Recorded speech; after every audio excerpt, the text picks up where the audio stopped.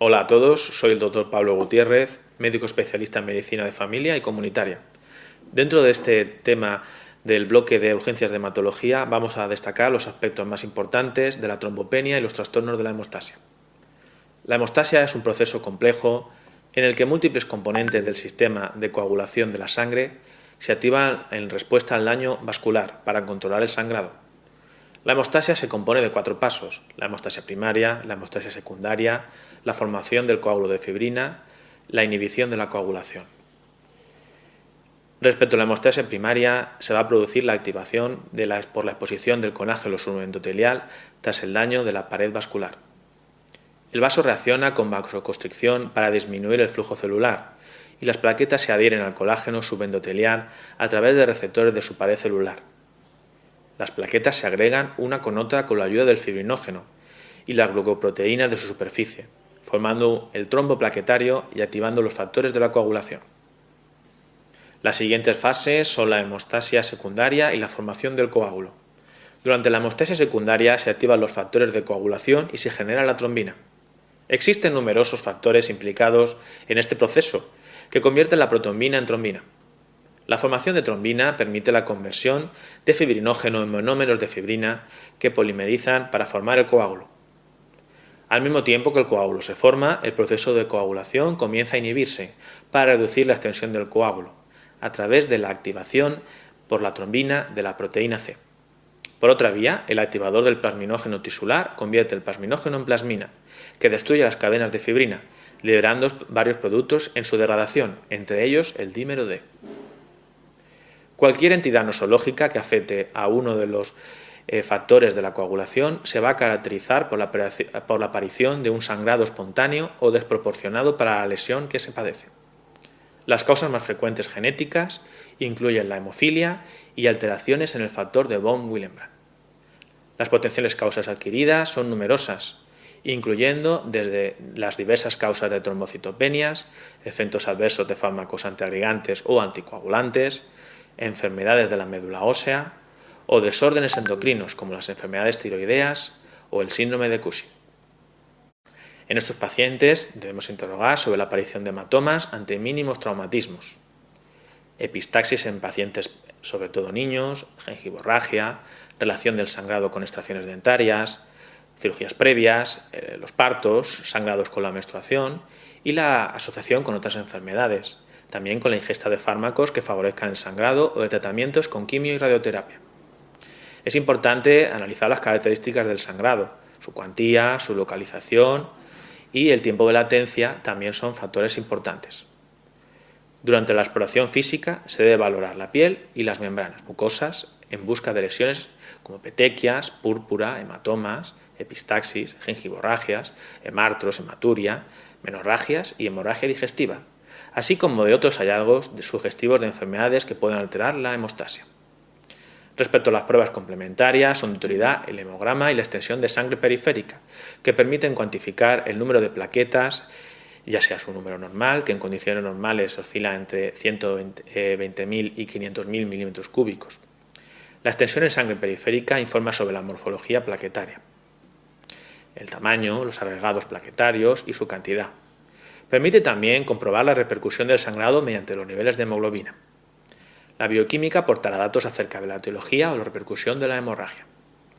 Respecto a las pruebas sobre las hemostasias, el tiempo de protrombina parcial activado evalúa la integridad de la vía intrínseca y común, es decir, los factores 12, 11, 9 y 8. Se utiliza para monitorizar la anticoagulación con heparina sódica intravenosa. El tiempo de protrombina o de Quick valora la integridad de la vía extrínseca y común en la que participan los factores vitamina K dependientes, 2, 8, 10 y el factor 5. Se utiliza para monitorizar la anticoagulación oral con dicumarínicos mediante el INR, que es un índice normalizado internacional para determinar el tiempo de protrombina. El tiempo de trombina valora la conversión de fibrinógeno a fibrina. Respecto a la trombopenia, conviene recordar que las plaquetas son responsables de la hemostasia primaria, por la que la principal manifestación de una disminución en su número es la hemorragia. Se caracteriza por la presencia de petequias, sangrado de mucosas y múltiples equimosis. La trombopenia se define por una cifra plaquetaria inferior a 150.000 milímetros cúbicos. Valores de entre 100.000 milímetros cúbicos y 130.000 milímetros cúbicos no tienen relevancia clínica. Incluso valores de hasta 80.000 milímetros cúbicos se consideran adecuados para procedimientos invasivos. El riesgo hemorrágico dependerá del número de plaquetas, es decir, mayor riesgo si menor de 20.000 milímetros cúbicos. De las manifestaciones hemorrágicas en el momento de la evaluación, tendrán mayor riesgo si las hemorragias ocurren en mucosas, o de la eventual consistencia de otro defecto hemostático. Una vez confirmada la trombopenia, pueden darse varias situaciones. La consistencia con otras citopenias. En este caso debemos de pensar en un hiperesplenismo y descartar si procede una hepatopatía. También debemos pensar en hepatopatías como coagulopatías, hipertiroidismo o sepsis. En una trombopenia aislada debemos considerar que sea de origen central por defecto de la producción o de origen periférico por destrucción acelerada. La trombocitopenia inmune primaria es la causa más frecuente de trombopenia aislada y ocurre entre 1 de cada 10.000 habitantes. Es una enfermedad autoinmune, mediada por anticuerpos dirigidos contra las plaquetas, que disminuyen su vida media. En la mayoría de los casos se observan lesiones purpúricas y hemorrágicas en las mucosas. En niños afecta a ambos sexos por igual, con mayor incidencia entre los 3 y 5 años, y es frecuente el antecedente de una infección vírica en las semanas previas. En adultos es más frecuente en mujeres jóvenes. Las trombopenias por fármacos son otra de las causas más frecuentes de disminución del número de plaquetas, con una lista de agentes causantes muy amplia. La heparina, quinina, sulfamidas, aines, rifampicina, valproico, tiacidas, la heroína, ranitidina, alfametildopa, procainamida, clorpropamida, sales de oro, estrógenos, mielosupresores y carbamazepina, entre otros. Las plaquetas disminuyen rápidamente tras 2 o 3 días de tomar el fármaco, si ya se había usado antes, o bien 7 días en caso de un fármaco nuevo. El recuento de plaquetas suele normalizarse entre 1 a 10 días después de haber suspendido el fármaco, excepto en algunos casos de vida media larga.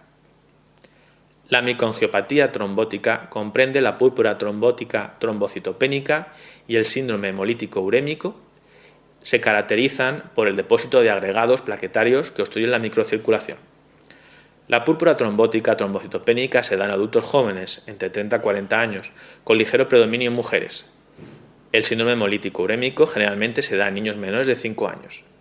Los criterios diagnósticos primarios son la trombocitopenia severa, anemia hemolítica microangiopática, alteración de la función renal, alteraciones neurológicas, síntomas abdominales, astenia y fiebre. Ante una trombopenia moderada sintomática, se puede iniciar el estudio en atención primaria. Se debe valorar los fármacos que puedan desencadenar una trombopenia y el consumo de alcohol, que también puede explicar una trombopenia por toxicidad específica. El estudio se puede complementar con la determinación de vitamina B12 y folatos, sobre todo en asociación con macrocitosis, estudios serológicos de VIH, virus de hepatitis B y C y estudios de autoinmunidad con ANA, factor de reumatoide y factores 3 y 4 del complemento. Durante el seguimiento se deben evitar el uso de antiagregantes y antiinflamatorios y alertar sobre la necesidad de acudir lo antes posible a la consulta o a urgencias hospitalarias si se padece de clínica hemorrágica. La enfermedad de von Willebrand es el trastorno de la coagulación más frecuente en nuestro medio. Afecta a cerca de un 1% de la población mundial. Debido a que los síntomas a menudo son leves, una considerable mayoría de los pacientes permanece sin diagnosticar. Los síntomas que con más frecuencia experimentan los pacientes con enfermedad de von Willebrand son las epistaxis recurrentes, heridas con hemorragias prolongadas, propensión a los hematomas, hemorragia gingival o menorragia. El fenotípico característico de la hemofilia es la tendencia a las hemorragias, que se suelen presentar generalmente desde el inicio de la vida. La gravedad de las hemorragias por hemofilia, por lo general, guarda relación con el nivel del factor de coagulación y se suele asociar a hemartros y sangrado intramuscular, síndrome compartimental, sangrado en el cuello, hemorragias intracraneales y retroperitoneales.